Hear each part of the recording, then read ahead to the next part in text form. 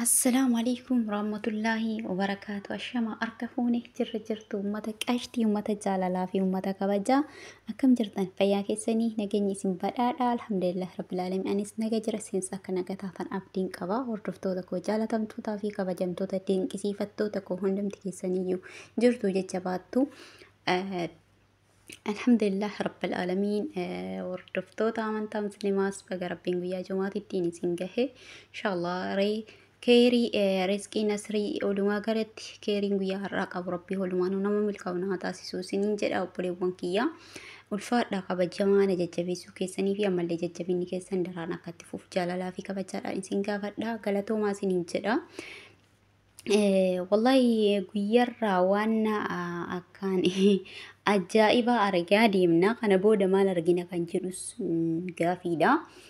Ijoollee argaa jirtan tana ijoollee lamaan tana jechuudha. Haati isiidha haadha buddeenaati miti. Haati ilmoodha haati ijoollee tana dhalte jechuudha. Gocha suukanneessaa irratti raawwattee yeroo jalqabaatii fi miti waa baay'ee argaa jirra. Guyyamaa waa baay'ee argaa jirra. Wallahi mallattoo qiyaamaa kan jedhasanii duniyaan haadhaa fi ilmoos addaan baafti kan jedhamu raayyaa abbaa mancaat keessatti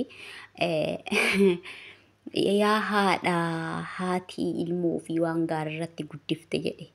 Yaa haadha taate haati ilmoo fi waan gaarii irratti guddiftee jedha. Garuu ammoo haati amma ilmoo ofii dhaltee ajjeesuudhaan ofii garagaltee nyaachuudhaan albeedhaan wadduudhaan waan garagaraa irratti raawwataa jirti jechuudha. Innaa lillahi wa innaa ilaihi raaji'uun. Wallaahi waan dhageettitti iyyuu namatti hin tolle. Obboleewwan keenya akkuma baratamu yeroo yerootti formeeshiina haaraa formeeshiina garagaraa asirra fidaa wal qaqqabsiisnaa ni beekta hundumti keessaniyyuu jechuudha. Maal irraa hubattan waan namni gadhiisu tokko irraa waan hubattan kan barnoota qabus akka barnootaatitti kan waan keessaa hubatan qabu akka hubannootitti jechuudha. Obboleewwan kiyya ijoollee lama argitan tana isin irratti dhiyeessu ijoollee lamaan argitan tana jechuudha. Haati ijoollee tana dhaltee haadha buddeenaatii miti beeka. Haatumti dhaltee mucaa kana akka harka isaa argaa jirtan kanatti jechuudha. Mucaa kana bishaan daffistee itti naquudhaan haati dhaltee erga mucaa harka isaa kana akkanatti laaxxe jechuudha. Bishaan daffaa haati dhaltaadha buddeenaatii miti akka irra isiniif haa galu. Haati ilmoo ofii dhaltee ilmoo ofii bishaan daffistee itti naqxee harka isaa kana akkanatti laaxxee bishaan daffaadhaan sana booda garatti karaa irratti gadi baaftee jechuudha. Mucaa kanaaf mi'atti tanallee jechuudha. Mucaan kun umrii isaa waggaa 7 mijatti waggaa 4. Karaa irratti gabaaftee jechuudha. Sana booddee karatti erga gadi baastee ijoolleen tuni karaa irra teettee bootti mucaa harki isaa akkuma argitan laaxamee jira. Bishaan daffaan sun laaxee jira. Onnaan harki ta'ee ani garagalee bishaan galee jira. Bishaan kuusee jira akkuma argitan kanatti jechuudha. Wal'aansa takkaa alatti harka ofiitii fuutee bishaan daffiftee itti naqxee deemii jetteen gadi yaastee karaa irratti deemii birrii kadhadhu ittis yaalaa fidi jetteen jirana. Haadha keessatti haadha keessa ni lakkaa'amtii ka laata takkanaa tun hoo ni lakkaa'amtii. Horroon akkana ilmoo ofii godhu kun ilmoo ofii albee ibidda kaa'u hoddee gubuu formii isiniif fidee jira. Haati dhalte ilmoo ofii albee ibidda kaa'uudhaan qaama muluu irratti hodditee nafsee osoo hin darbee harkaa fuudhanii. Tuun ammoo akkuma argitan jimma keessatti ni nyaattee gojjame maal jedhan natti fakkaata. Ilmoo ofii dhalte nyaattee. Tuun ammoo tuyyuu innaa lillahi wa innaa ilaihi raaji'uun bishaan daffaa ilmoo ofii dhaltetti bishaan daffaa fuuteetti gadi naqxee daa'ima akkana gubatee laaxamee jiru kana karaa irratti deemiitiin jetteen deemii birrii kadhadhu fidi ittis yaalaa jechuudhaan daa'imman lachuu manaa gadi baastee karaa irratti ariite jechuudha. Yaa jirana garamitti deemaa jirra garuu haadhumaa inuma dhaltee haadha jedhan haadha yoo jedhan haati maqaa haadha jedhu kan kabajaa guddaadha. Garuu isaa hawwata san keessa hin lakkaa'amanii warroonni ilmoo ofii akkana godhu kun ni lakkaa'amanii anaaf gaafiidha. Wallahi waan guyyarraa dhagahaa jirru waan nagaraa nama nyaatudha. Waan akkaan nama cabsuudha jechuudha. Obboleewwan keenya obboleettiin daa'imman tun har'a amma yeroo kanatti jechuudha kararra jirti. Yeroo kanatti kararra jirti. Kaleessa galgala namni kararra kaasee gara mana ofiitti hin galee jechuudha. Gara mana ofiitti hin galee akka wal'aansa argatuuf taasifamte jechuudha. Garuu haati haga ammaatitti wanne isiin dhuftee barbaade ijoollee tanaa dhufte takkallee haga ammaatitti hin argine. Maal kaa garuu garamitti deemaa jirra? Gara haadhaa kufa hin dandeenye akkamitti yoo nuti gufannee kufnuyyuu dafti gunnu jala gaggabdi. Osoo nu kufneessu osoo yooma kufnee osoo nutu hin miidhamin onnee isii dhaattee nu jala kufti jechuudha. Naasuudhaan achuun bakkuma dhaabbattu nu jala kuftu garuu haadha akkamtun. Haati barri kufaa mucuca haadha ilmoo ofii gufattee kuftu. Naatee wajjiin kuftu. Garuu isii haadha akkamii garaa akkamii onnee akkamii jabaattee ilmoo ofii bishaan daffistee itti naxxee erga itti naxxee booda daa'ima akkana xalaxalamee gubatee jiru kana deemii birrii kadhadhuuf fidi jetteen karatti gadi baaste. Jettee osoo hin ta'in waan qabatamaa isin himaa jira. Garuu haadha akkamii. Wallahi obboleewwan keenya karamitti akka deemaa jirru ani hin beeku. Wallahi bara irraa dhumaa jirra rabbiin nu haasattaru. Obboleewwan kiyyaa daa'imman tana du'aayii godhaa fi qarqaarsa barbaadanii qarqaarsa godhamaafii jira. Karaa onnaatiif haga ammaatiif qarqaarsi tana dura bira qaqqabin jiru nama dhuunfaati kaleessa kan ta'e garuu namoonni baay'een ni qarqaara jedhaa jiranii kan qarqaaraniif kan hin beeku ammaaf nama dhuunfaatti wal'aansaa jira wal'aansa argataa jirti yaani dhugaa dubbachuu baay'ee nama gaddisiisa. Obboleewwan kiyya bara irraa dhumaa keessa jirra. Bara haati ilmoo ofii ibiddaan gubdu bara haati ilmoo ofii nyaattu. Bara haati ilmoo ofii bishaan dabbaadhaan qaama daa'ima ofii irratti laaxxee kaatee deebistee ariitee karatti gadi baaftu bara kana keessa jirra. Bara kana keessa jirra.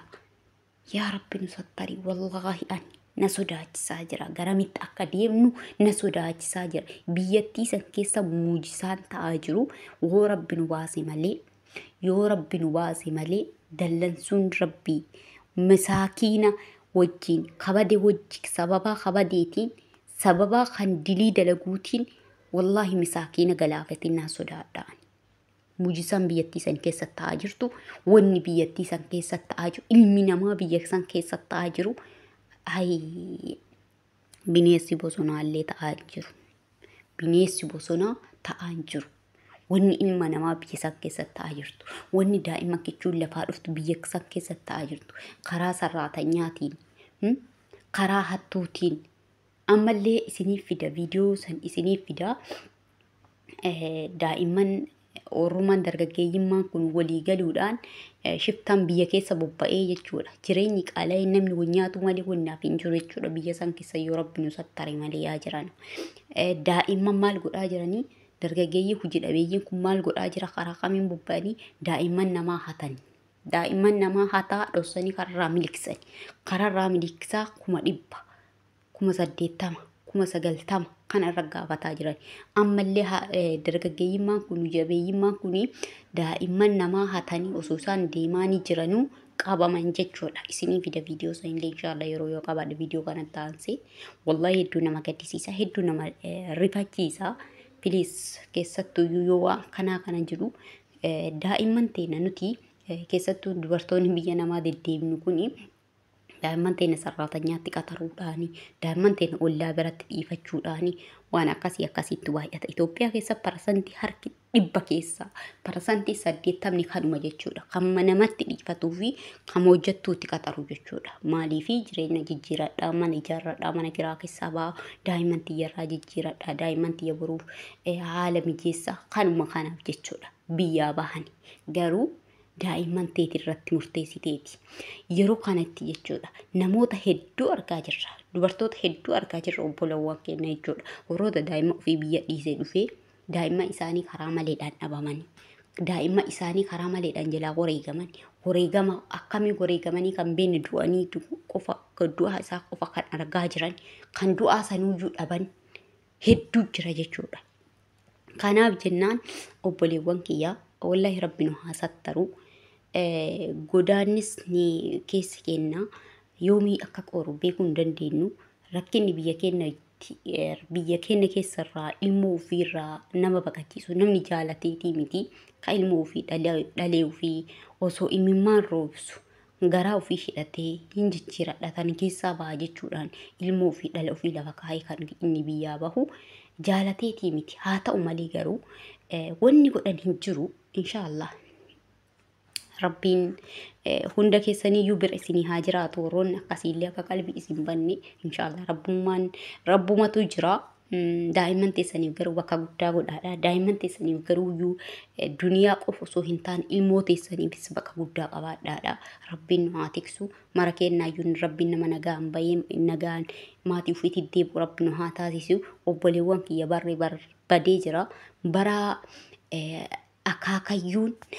akaakayyuun ilmoo isaa daa'ima waggaa 2 jaarsa waggaa 80 gudeedu keessa jira jechuudha. Kana booda maal arguuf teenya yaa obboleewwan kiyya? Kana booda mee maaluma dhufuuf teenya? Viidiyoo sana illee isin hojjedhee jira jechuudha. Asallaa magaalaa Asallaa keessatti akaakayyuun ilmoo isaa daa'ima dubara dhalattee waggaa 2 umrii 80 umri isaa 80 daa'ima dhalattee dubara waggaa 2 gudeede. Hamma murtii itti kennamee jira jechuudha. Bara kana keessa irraa inshaallah rabbiin nu haa sattaru. Rabbiin gahee nuun haa jedhu. Wallahi barasa biyyattii sanii dilii namoota fofokkataa kanniiniitiin rabbiin dallansuu ofiitti gadhiisee masaakiina hojii galaafatiin naa sodaadha. Rabbiin kabada wajjin nun balleessin isiniin jedha obboleewwan kiyyaa. Wallahi oduu isin irratti hin dheeressu inshaallah rabbiin du'aa nuuf godha. Biyyi teenya akka biyya nagaa nuuf taatu hundumaafuu keerima jennee jijjiiranna. Kanaaf obboleewwan kiyya viidiyoo koo laayik sheer gochuu hin dagatinaadha. Viidiyoo biraatiinis hamma walitti deebinutti turtii gaarii naa turaadha. Koomii fi qeequmsa qabda sanduuqa koomentii jalannaa barreessaa. Piliis laayikii naa gochuu hin dagatina. Assalaamu alaikum warahmatullaahi wabarakaatu.